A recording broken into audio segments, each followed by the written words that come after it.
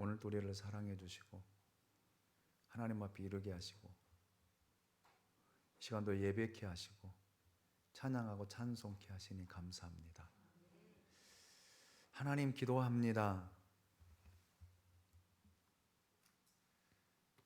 하나님이 살아계시고 역사의 주인이시고 만물의 주인이심을 알면서도 우리는 하나님을 떠나서 우리 소견에 오른 대로 살려고 할 때가 참 많이 있습니다.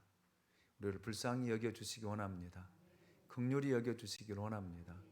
날마다 성령 안에서 성령 이끄시는 대로 살게 하여 주시옵소서. 연약하고 부족한 종을 붙들어 주시고 성령 충만케 하시고 하나님의 말씀을 온전히 전하고 증거하는데 사용되게 하시고 예수를 전하고 예수를 증거하고 예수를 나타낼 수 있도록 붙들어 주시옵소서.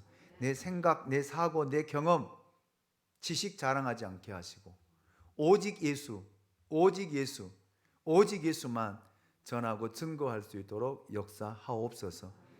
예수님의 이름으로 기도합니다. 아멘. 할렐루야. 오늘 또 예배하는 저와 여러분 가운데 성령의 크신 은혜가 있기 원합니다. 주의 평강이 여러분의 마음을 다스리고 여러분 안에 가득 채워질 수 있기를 예수님의 이름으로 축원합니다. 예루살렘으로 향하신 예수님께 나온 첫 번째 사람들은 병든 자들이었습니다. 그리고 두 번째 사람들은 바리새인들이었습니다. 그리고 세 번째 사람들은 예수님께서 안수하고 기도해 주시기를 바라며 어린 아이들을 데리고 온 엄마들이었습니다. 자, 예루살렘으로 향하신 예수님께 나온 네 번째 종류의 사람들을 오늘 만나보고자 합니다. 굉장히 중요한 내용이고 많은 사람들이 갈등하고 고민하는 내용들이기도 합니다. 잘 들으시면 우리가 교회 다니면서 믿음 생활하면서 가장 고민하고 갈등하는 문제가 아마 해결되고 해소되리라 믿습니다. 자, 오늘 본문 16절 말씀을 우리 같이 한번 읽어보도록 하겠습니다. 같이 읽습니다. 시작. 어떤 사람이 주께 와서 이르되 선생님이여 내가 무슨 선한 일을 하여야 영생을 얻으리이까. 아멘. 이 사람은 아주 놀라운 사람입니다. 영생이라는 굉장한 중요한 주제를 가지고 예수님을 찾아온 사람입니다. 그래서 여기 이 사람은 어떻게 보면 가장 이상적이고 진실한 사람으로 성경을 소개를 하고 있습니다. 그러나 마태, 마가, 누가복음에 나타난 이 말씀들을 통해 이 사람의 신상을 좀 털어보고자 합니다. 첫째로 마태복음 19장 20절을 보면 이 사람의 신분은 청년이다 이렇게 소개하고 있습니다. 청년. 두 번째로 오늘 마태복음 19장 22절에 보면 재물이 많은 사람이다 라고 소개하고 있습니다. 다른 말로 말하면 부자다. 청년의 때 부자. 참 부럽지 않으세요? 마태복음에만 그렇게 소개한 것이 아니라 마가복음과 누가복음에도 이 청년이 부자였다라고 소개를 하고 있습니다. 특별히 누가복음에는 이 사람이 관리였다라고 하는 말을 덧붙이고 있습니다. 누가복음 18장 18절 말씀을 보시면 어떤 관리가 물어 이르되 선한 선생님이여 내가 무엇을 하여야 영생을 얻으리이까. 여러분, 관리라고 하는 것은 유대 회당의 지도자 산헤드린 회원에 해당하는 지위를 가지고 있는 사람입니다. 지금으로 말하면 국회의원 정도의 위치에 있는 그런 사람. 예수님을 찾아온 이 사람은 이 세상 사람들이 또 세상 젊은 이들이 가장 부러워하는 세 가지의 모든 조건을 갖추고 있는 그런 사람이었습니다. 첫째는 젊음. 두 번째는 재물, 그리고 세 번째는 권력, 명예까지 다 소유하고 있는 사람이었습니다. 여러분, 젊음을 가지고 있다는 것은 얼마나 부러운 일입니까? 청년, 그것은 그 무엇과도 바꿀 수 없는 인생의 꽃입니다. 삶의 절정이라고 이야기할 수도 있습니다. 청년 시절을 다 보낸 분들이 거의 다 여기에 앉아 계십니다. 여러분, 우리들의 청년 시절을 그리워하지 않습니까? 저는 그리워요. 제가 20대 초중반, 그때 가장 믿음도 뜨거웠던 것 같고 열정이 있었던 것 같고, 고2, 고3 청년 때 가장 뜨거웠던 것 같아요. 이렇게 젊음이란, 여러분, 청년이란 꿈, 건강, 미래, 소망, 이상을 상징하는 그런 말이라 할 수 있습니다. 그런데 이 사람은 젊은 사람, 청년이었습니다. 건강한 사람입니다. 무한한 가능성을 가지고 있는 사람입니다. 그리고 대부분의 젊은이들은 돈이 없지만 이 사람은 놀랍게도 부자입니다. 젊음이 있고 돈이 있습니다. 이 사람은 분명히 자신만만했을 것입니다. 왜? 성공했으니까요. 젊은 나이에 성공했으니까요. 얼마나 도도하고 의기양양했겠습니까? 그런데 이 사람의 신분이 여기에 끝나지 않습니다. 그 당시에는 종교 지도자가 곧 정치 지도자였고 사회와 경제를 총괄하는 지성인이기도 했습니다. 이 사람은 누가 봐도 조금도 부족함이 없는 그런 모습, 그런 지위를 가지고 있었습니다. 그런데 이것으로도 끝나지 않았습니다. 여러분 보십시오. 명예가 있고 돈이 있고 젊음이 있는 이 사람, 도덕적인 약점이 하나도 없는 사람입니다. 여자 문제가 있다든지 생활이 좀 복잡하다든지, 젊은 사람들이 돈 있으면 향락에 빠져서, 쾌락에 빠져서 마약에 빠지기도 하고 여자에 빠지기도 하고 흥청망청 쓰기도 하는데 이 사람은 그런 삶을 살지 않았습니다. 도덕적으로 윤리적으로도 완벽한 사람이었습니다. 마태복음 19장 18절로 20절 말씀을 보십시오. 이르되 어느 계명이오니까 예수께서 이르시되 살인하지 말라, 간음하지 말라, 도둑질하지 말라, 거짓 증언하지 말라, 내 부모를 공경하라, 내 이웃을 내 자신과 같이 사랑하라 하신 것이니라. 20절 같이 읽습니다. 시작. 그 청년이 이르되 이 모든 것을 내가 지켜 싸운데 아직도 무엇이 부족하니까. 여러분 얼마나 당당합니까? 얼마나 당당해요. 이렇게 말할 정도라면 도덕적으로 윤리적으로 완벽한 삶을 살아온 사람이었다라고 우리가 정의할 수 있습니다. 마가복음과 누가복음에 보면 더 재밌는 말이 붙어 있더라고요. 어려서부터 다 지키었나이다. 그러니까 성인이 되어 여러분 성공하고 돈을 많이 가지고 있어서 이런 삶을 산 것이 아니라 어려서부터 완벽한 삶을 살고 훈련되어진 그런 사람이었다라고 하는 사실입니다. 그런데 놀라운 것은요, 이 사람의 성품이 여기에서 끝나지 않습니다. 종교적인 외경심까지 갖추고 있었습니다.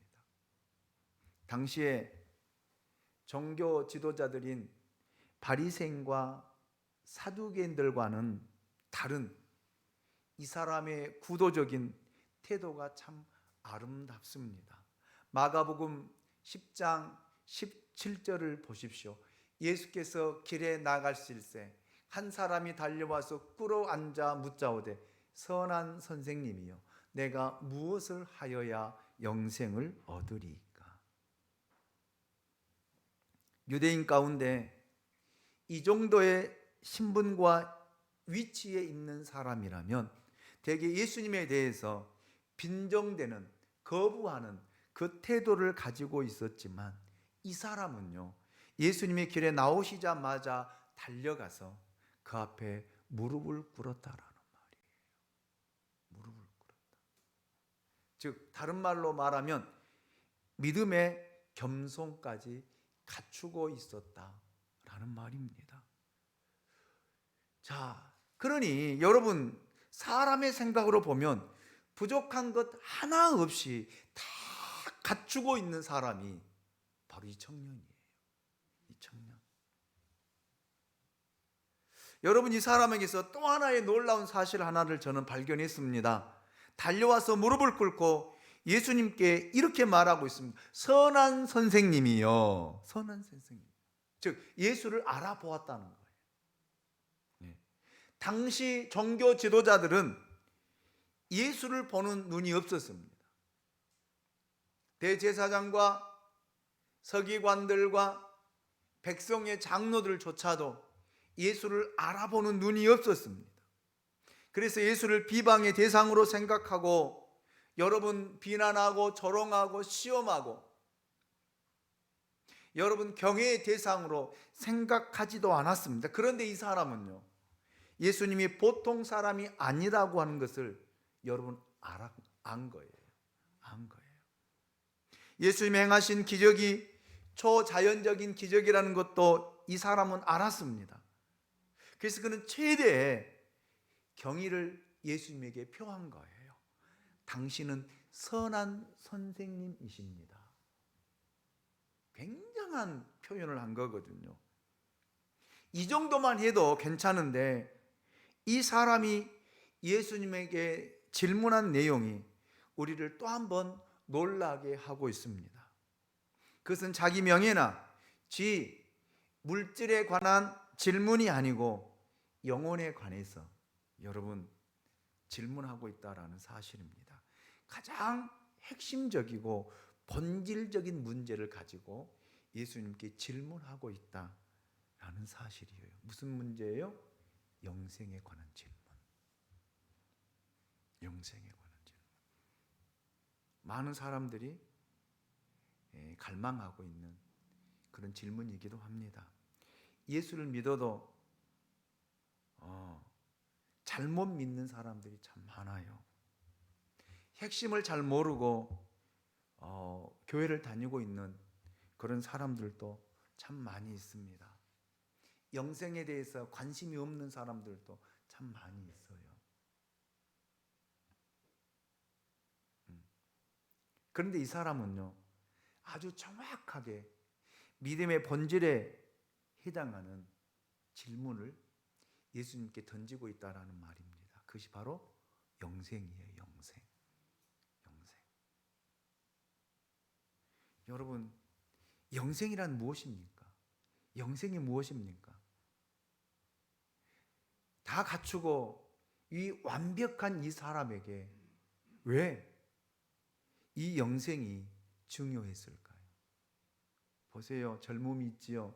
돈이 있지요. 명예 있지요. 지위 있지요. 종교적으로 깨어 있지요. 믿음의 눈이 열려 있지요. 그런데 왜 이 사람에게 영생이 중요할까요? 다른 거 없어도 살아가는데 아무런 지장이 없잖아요. 그렇잖아요. 사회 존경받고 사회에게 사랑받고 젊은 청년 때 성공한 이 사람 부러울 것이 없잖아요. 그런데 왜 젊은 예수 앞에 나와서 무릎을 꿇고 여러분 영생에 대한 질문을 하고 있느냐라는 말입니다. 왜 이 청년에게 이 영생이 그렇게 중요했을까요? 영생이란 말 그대로 영원한 생명을 뜻합니다. 그것은 현재부터 시작해서 죽음 이후에까지 이르는 그 생명을 이야기하고 있습니다. 부자 청년은 그가 이 땅에서 얻을 수 있는 것은 다 얻었습니다. 건강, 젊음, 돈, 명예, 믿음의 겸손, 도덕적으로 완벽한 삶, 이 땅에서 얻을 수 있는 것은 다 얻었고 소유하고 있었던 사람입니다. 그런데 이 사람의 야망은 여기서 끝나지 않았습니다. 다른 말로 말하면 내세까지 지배하고 내세까지 소유하고 얻고자 했다라는 말입니다. 자기가 돈을 벌듯이 명예를 취하듯이 건강을 누리듯이 죽음 이후에 영혼의 문제까지 완전하게 안전하게 확보해 두고 싶은 심정이 이 젊은 청년 안에 있었던 거예요. 보세요. 돈 있지요, 건강 있지요, 명예 있지요, 지위 있지요, 종교적인 경외심이 있지요, 겸손이 있지요. 거기에 여러분 내세까지 영생의 문제까지 완벽하게 갖추고 인생을 살고자 했던 사람이 바로 이 청년입니다. 이 짧은 한 문장 안에서 한 남자로서 한 사람으로서 그가 소유하고자 했던 완벽한 야망을 저는 발견할 수가 있었습니다. 그러나 예수님은 이 청년의 영적인 갈급함과 요구가 진정한 구원과는 아무런 상관이 없는 허구라고 하는 사실을 예수님이 그 청년의 깊은 곳을 꿰뚫어 보셨습니다. 그 마음속 깊은 곳을 꿰뚫어 보셨다라는 말입니다. 이 청년은 자기의 완벽한 삶과 논리 때문에 자신이 얼마나 허구성이 있는 사람이라고 하는 것을 모르고 인생을 살아가고 있었다라는 말입니다. 주변 사람들은 더더욱 그의 믿음에 대해 정확하게 판단할 수가 없었습니다. 그렇잖아요. 우리가 사람들을 볼 때 저 사람 안에 무엇이 있는지, 어떤 야망이 있는지, 어떤 갈등이 있는지, 어떤 고민이 있는지 우리는 정확하게 믿음조차 판단할 수 없습니다. 왜요? 믿음을 우리가 판단할 때는 외형적인 것, 드러나는 것 가지고 판단하기 때문에 그래요. 그 사람의 내면에 깊은 그 갈망, 열망, 그 사람이 사모하는 것, 그 사람이 갈구하는 것, 구도적인 것 가지고 살아가는 그 마음을 모르기 때문에 우리는 그냥 외적인 것 가지고 판단하고 평가합니다. 자, 이 사람을 외적으로 판단할 때는 완벽한 사람이잖아요. 이보다 더 완벽할 수가 어디 있겠습니까? 그렇잖아요. 여러분 보십시오. 구원도 무엇으로? 행위로 사려고 하는 이 사람의 이 믿음을 보십시오.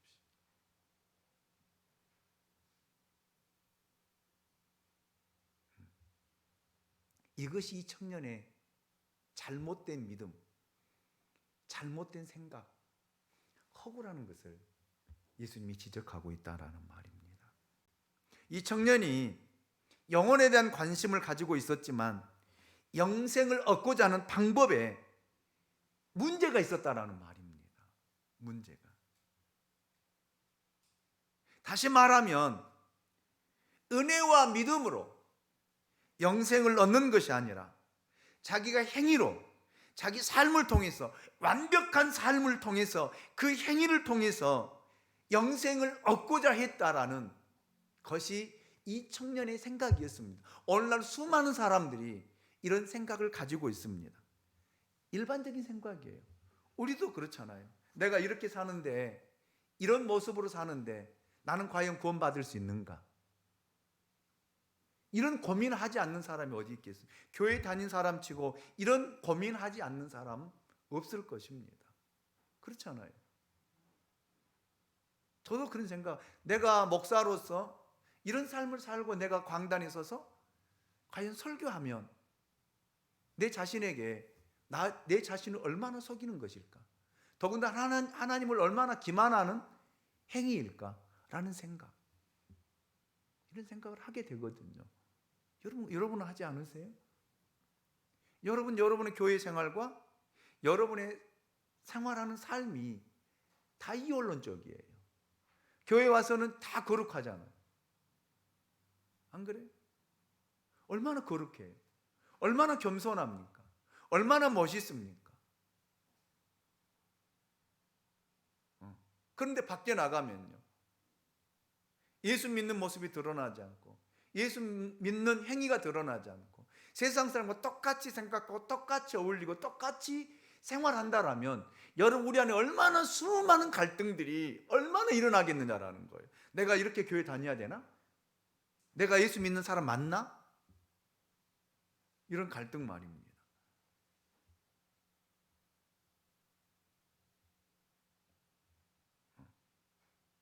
그는 선의 문제, 율법과 도덕의 문제, 행위의 문제는 피를 흘리면서까지 투쟁하고 자기 자신과 싸워서 완벽하게 자기의 삶을 살아왔던 사람입니다. 누가 이렇게 살겠습니까? 못 살아요. 못 삽니다. 그래서 그는 예수님을 선한 선생이라고 불렀고, 영생을 얻는 것도 행위로, 이런 완벽한 삶을 살아가기 때문에 영생이야 충분히 얻을 수 있지 않겠느냐라고 굳게 믿고 있었습니다.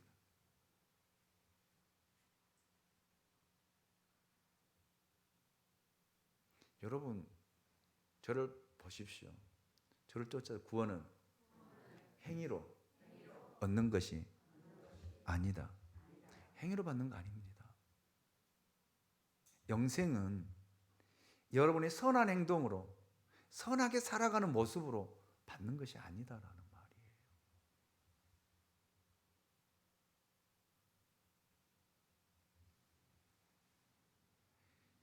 영생은 이 청년이 생각하는 영생과 전혀 다른 것입니다. 성경에서 말하는 영생은 고대 이방 사상이나 헬라 철학에서 말하는 끝없는 세계가 아닙니다.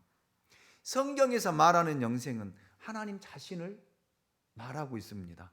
창세기 21장 33절 말씀 보면, 아브라함은 브엘세바에 에셀나무를 심고 거기서 영원하신 하나님 여호와의 이름을 불렀으며, 여기에서 하나님 자신이 바로 영생의 본질이라고 하는 것을 이야기하고 말씀하고 있는 것을 보게 됩니다. 여러분, 참된 영생의 개념은 무한하고 영원한 시간의 개념이 아닙니다. 우리가 그걸 알아야 돼요. 그것은 영원하시는, 영생하시는 하나님의 시간을 말하는 거예요. 하나님의 시간. 아멘입니까? 영생하시는 하나님의 인격적인 삶에 동참하는 것을, 참여하는 것을 영생이라고 성경은 정의를 하고 있습니다.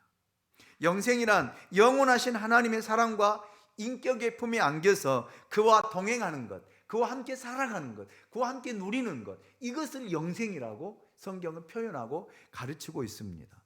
자, 보실까요? 다니엘 4장 34절 우리 같이 한번 읽어볼까요? 같이 읽습니다. 같이 읽습니다. 시작. 그 기한이 참에 나 느부갓네살이 하늘을 우러러 보았더니 내 총명이 다시 내게로 돌아온지라. 이에 내가 지극히 높으신 이에게 감사하며 영생하시는 이를 찬양하고 경배하였나니 그 권세는 영원한 권세요 그 나라는 대대에 이르리로다. 아멘. 누구의 고백이에요? 누구의 고백입니까? 느부갓네살 왕의 고백입니다. 느부갓네살 왕이 어떤 사람입니까? 느부갓네살 왕이 누구예요? 바벨론의 왕입니다. 바벨론이라는 나라가, 바벨론이라고 하는 나라가 어떤 나라입니까? 세계를 제패한 나라입니다. 세계를 제패한 나라 왕이 누구냐면 이 느부갓네살 왕이. 느부갓네살 왕이 여러분 남유다를 멸망시킨 왕이에요. 그리고 여호와김 유다 왕을 눈을 빼버리고 그 바벨론으로 끌고 갔던 사람이 누구냐면 느부갓네살 왕이에요. 이 왕이 세계를 제패하고 여러분 유다까지 짓밟아 버리고 하나님의 성전까지 다 무너뜨려 버리고 성전에 있는 모든 기물을 다 바벨론으로 옮긴 사람이 느부갓네살 왕입니다. 이 사람의 교만이라고 하는 것은 말로 할 수 없는, 하늘을 찌르는 그 교만을 가지고 있었던 사람이 느부갓네살 왕이. 그런데 하나님이 이 왕을 쳐버린 거예요. 어떻게 쳤어요? 7년 동안 짐승처럼 살게 했어요. 밤낮 이슬을 맞고요. 여러분 보세요. 세계를 제패한 왕이 풀을 뜯어먹는 그런 7년의 세월을 살고, 여러분 하나님이 머리 내 안에 있는 하나 건드려 버리니까 이런 삶을 사는 거예요.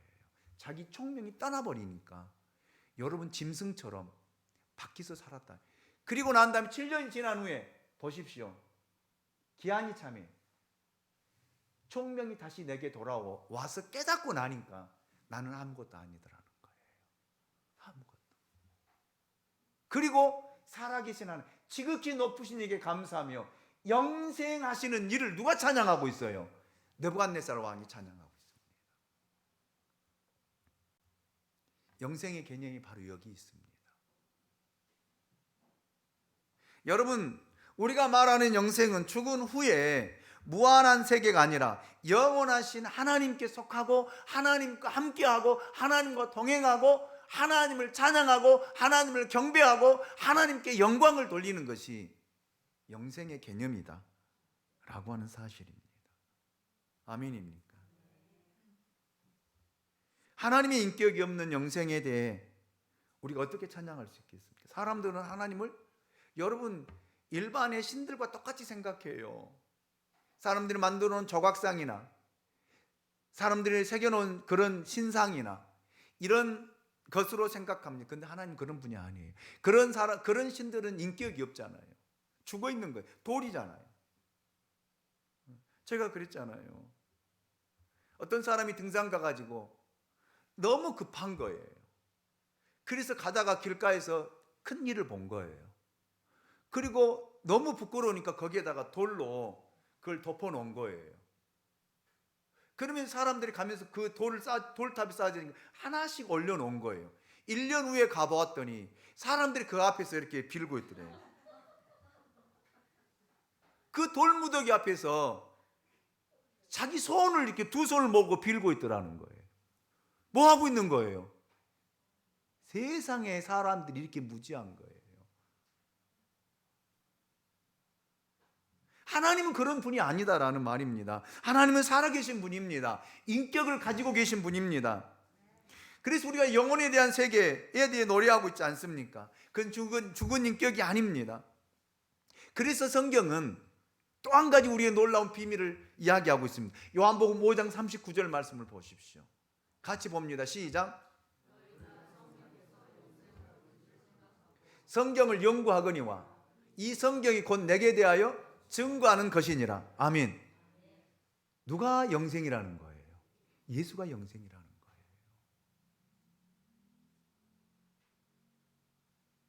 예. 영생하시는 하나님이 인간의 몸을 입고 이 땅에 오셨습니다. 그분이 예수 그리스도입니다. 예수 안에 참된 영혼이 있습니다. 구원이 있다라는 말입니다. 그래서 예수님은 요한복음 4장 14절을 통해서 예수님 안에 영생하도록 솟아나는 샘물이 있다라고 목말라는 사람들을 초대하고 있습니다. 요한복음 6장 51절에서는 나는 하늘에서 내려온 살아있는 떡이니 사람이 이 떡을 먹으면 영생하리라. 아멘. 요한복음 6장 54절에서는 내 살을 먹고 내 피를 마시는 자는 영생을 가졌고 마지막 날에 내가 그를 다시 살리리니. 아멘. 영생은 죽음이 없는 것입니다. 죽음을 초월하는 것입니다. 영생을 죽어서 가는 것이 아니라 여러분 예수 그리스도를 영접하는 순간. 아멘. 하나님의 영원한 생명이 내 안에 오는 거예요. 아멘입니까? 그런데 이 영생이 여러분의 행위를 통해서 주어진 것이 아니라 여러분의 삶의 형태를 보고 주어진 것이 아니라 하나님이 그냥 주신 선물이에요. 아멘입니까? 영생은 은혜로 주어진 것이다 라는 말이에요. 여러분, 사람은 살아가면서 여러분, 우린 죄를 지을 수밖에 없어요. 제가 그랬잖아요. 여러분, 우리는 이원론적인 삶을 살아갈 수밖에 없어요. 교회 와서는 거룩하게 사는 것 같고, 밖에 나가서는 내 마음대로, 내 생각대로, 내 속에 있는 어른대로 살아가면서 세상 사람들이 우리를 보고 저 사람이 교회 다니는 사람이야? 맞아? 이렇게 말할 정도로. 제가 설교 전에도 강구했잖아요. 여러분, 예수 믿는 사람들은, 여러분 특별히 직분을 받은 사람들은 주의를 잘 지켜야 돼요. 왜 그런 줄 아세요? 그 사람들이 가서 뭐라고 한 줄 아세요? 누구 권사는, 누구 장로는 자기 결혼식, 집안의 결혼식일 때 왔더라 그래요. 왔더라. 근데 너는 왜? 무엇 때문에? 유별나게 예수 믿냐? 맞아요, 들려요? 그렇게 말한다니까. 그게 되냐 이 말이에요.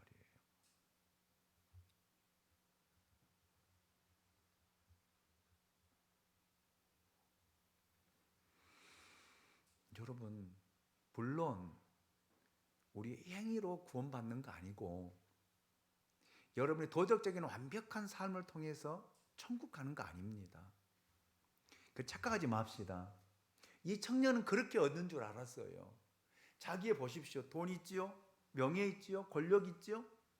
종교 지도자지요? 정치 지도자지요? 젊었을 때 성공한 사람이죠. 율법 다 지켰지요. 율법을 누가 다 지킵니까? 지켰잖아요. 어렸을 때부터 지켜왔어요. 그럼 이 정도면 영생 얻는 거 당연한 거 아닙니까? 창기가 어떻게 구원을 받습니까? 창녀가 어떻게 구원받습니까? 세리, 죄인이 어떻게 구원받습니까? 유대인들 입장에서는요, 구원받을 수 없어요. 강도가 어떻게 여러분 구원받냐고요? 그런데 예수님께서 뭐라 그랬어요? 오늘 내가 나와 함께 낙원에 이르리라. 아멘입니까? 강도도 구원받았다니까요. 무엇 때문에요? 무엇 때문에? 예수 믿고 회개하기 때문에. 그래서 여러분 괜찮아요. 여러분 실수해도 괜찮아요. 세상에서 좀 죄 지어도 괜찮아요. 죄 지으라는 말이 아니에요. 또 여러분 오해하시면 안 됩니다. 우리 목사님 괜찮다고 했대. 그래서 마음대로 살아도 돼. 이거 아니에요. 어쩔 수 없이 죄를 지을 수밖에 없는 상황, 환경. 그것 때문에 마음 무거워하지 말라는 거예요. 그것 때문에 고민하지 말라는 거예요. 갈등하지 말라는 거예요. 그런 것으로 따지면 저는 여기에 설 수 없습니다.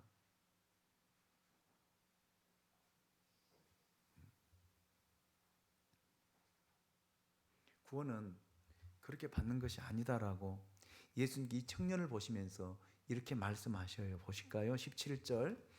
예수께서 이르시되 어찌하여 선한 일을 내게 묻느냐? 선한 이는 오직 한 분이시니라. 내가 생명에 들어가려면 계명들을 지키라. 이때 이 젊은 청년이 쾌재를 부른 거잖아요. 됐다. 18절 상반절에 보면 어느 계명이 옵니까? 다 지켰습니다. 그래서 예수님께서 그 계명을 제시해 줍니다. 18절 중반절부터 19절을 보십시오. 예수께서 이르시되 살인하지 말라, 간음하지 말라, 도둑질하지 말라, 거짓 증언하지 말라, 내 부모를 공경하라, 내 이웃을 내 자신과 같이 사랑하라 하신 것이다. 이거 지켜라. 이 부자 청년은요 굉장히 안심하고 웃었습니다. 처음에는 미소를 짓다가 예수님의 이 말씀이 떨어지자마자 얼마나 안도의 한숨을 쉬었을까. 드디어 됐다 그런 거예요. 이 당당한 이 청년 20절 보십시오. 뭐라고 이야기? 그 청년이 이르되 이 모든 것을 내가 지키어 싸운데 아직도 무엇이 부족합니까? 영생을 얻는데 무엇이 부족하냐라는 거예요. 그렇잖아요. 이 당당한 청년의 모습을 한번 그려보십시오. 내가 이 정도로 다 완벽하게 지켰고 완벽하게 살아가는데 그래도 부족합니까? 여러분 저를 보십시오. 그럼 우리는요, 꾀갱해야 돼요. 나는 이렇게 못 살았어요. 나는 이렇게 살 수가 없어요. 그렇잖아요. 그럼 여러분 물어볼게요. 담배 피우면 천국 못 갑니까? 물어봅시다. 담배 피우면 천국 못 갑니까? 가요. 술 마시면 천국 못 갑니까? 가요. 술, 담배 하는 것 때문에 걱정하지 마십시오. 갈등하지 마세요. 고민하지 마세요. 쫓아서 합니다. 성령 받으면 자연스럽게 끊어진다. 끊어져요. 걱정하지 마세요.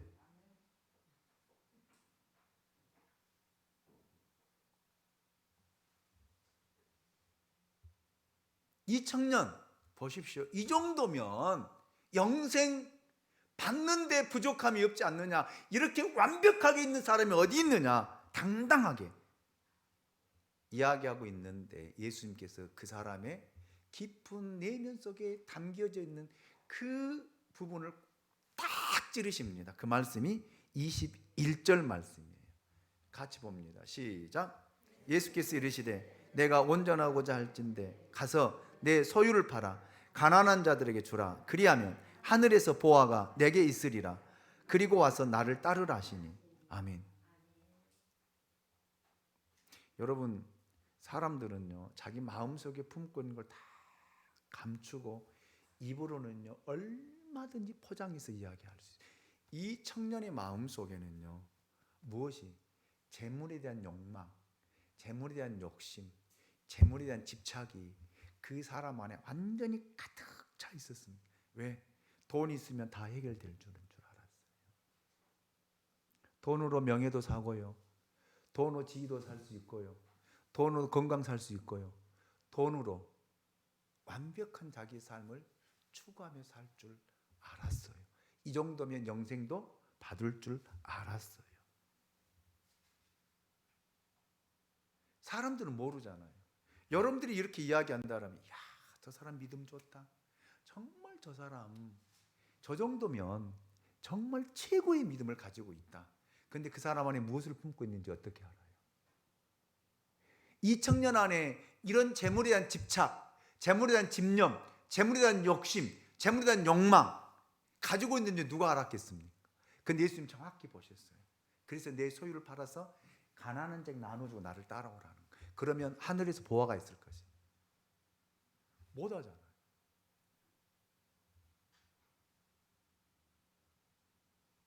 우리는 돈 없을 때는 얼마든지 이야기해요. 목사님 저 돈 생기면요 정확히 11조 하고요 10의 2조도 하고요 더 이렇게 하겠습니다. 근데 그 사람 마음속에는요 무엇을 품고 있는지 누가 알아요? 진짜 생기면요 못한다니까요. 굉장한 많은 갈등이 일어나요. 굉장히 고민을 합니다. 해야 돼 말아야 돼.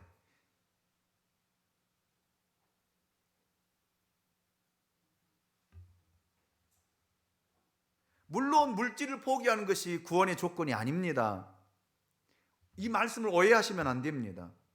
예수를 잘 믿으려면, 구원받으려면 어느 집에 가서 재산 다 팔아가지고 가난한 사람에 나눠주고 예수를 따르는 것이 구원이냐? 아니라니까요. 이 말에 속지 마십시오. 이단들은 여기에 여러분들을 유혹해요. 너희 가지고 있는 재산 다 팔아라. 그리고 나를 따라와. 그래야 구원받는다. 그러니까 구원이라고 하는데, 영생이라고 하는데 필이 꽂혀가지고 다 갖다 팔고 갖다 바치고 따라가. 그 말씀을 하신 거 아니에요. 구원은 하나님 은혜로 받는 것입니다. 우리 안에 어떤 욕망, 어떤 갈망, 어떤 집착을 가지고 살아가느냐, 그걸 예수님이 지적하신 거예요. 이 청년이 재물이 많으므로 이 말씀을 듣고 근심하고 가니라. 구원 받았어요, 못 받았어요? 영생 취했어요, 못 했어요? 못 했습니다. 이 사람에게 돈이 많은 것이 문제였어요. 이 사람에게는요, 돈에 대한 집착, 돈에 대한 욕망, 돈에 대한 갈망이 너무나 이것 가지고 포장한 거예요.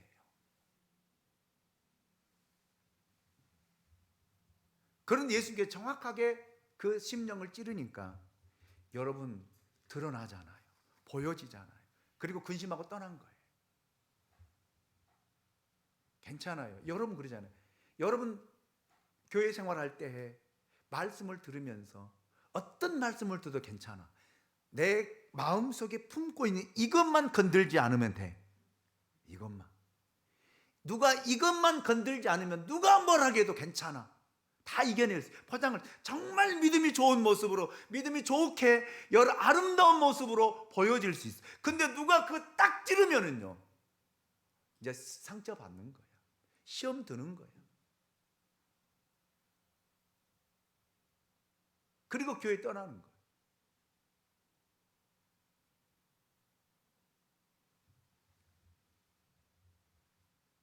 여러분 안에 어떤 욕망이 있습니까? 어떤 집착이 있습니까? 대부분 사람들은 물질에 대한 집착을 너무 많이 가지고 있어요. 그래서 우리는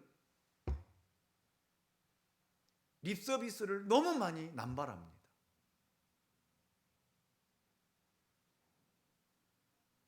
그런 이야기할 때 그 사람에게 대한 마음속에 뭐가 있다는 거예요? 물질에 대한 집착이 있다는 것을 표현한 거예요.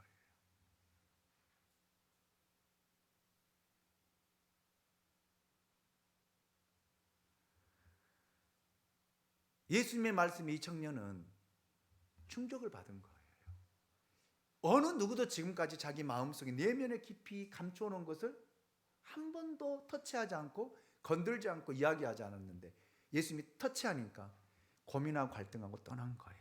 여러분 하나님의 말씀을 들으면 갈등되어집니다.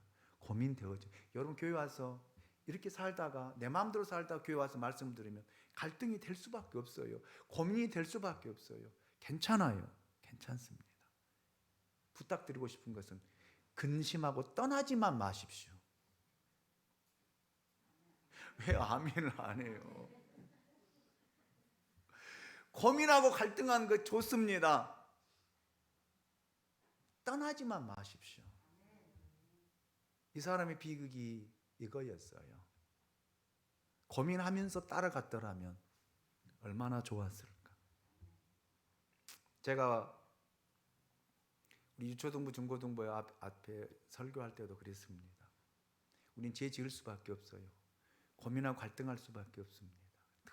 늘 고뇌할 수. 저는 목사로서 여러분보다 더 많은 갈등이 있어요.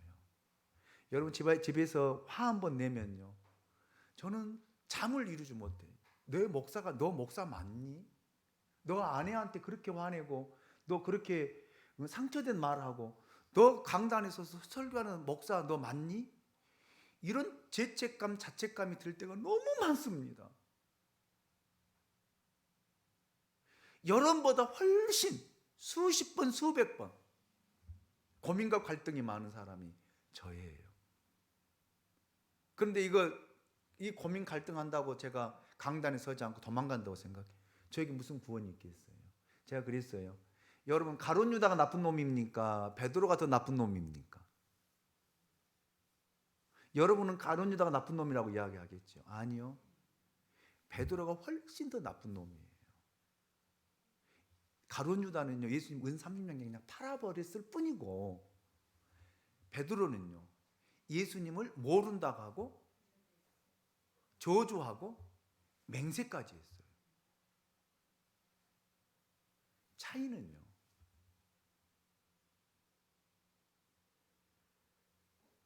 가룟 유다는요 회개하지 않고 후회했습니다. 내가 내 스승을 팔았어.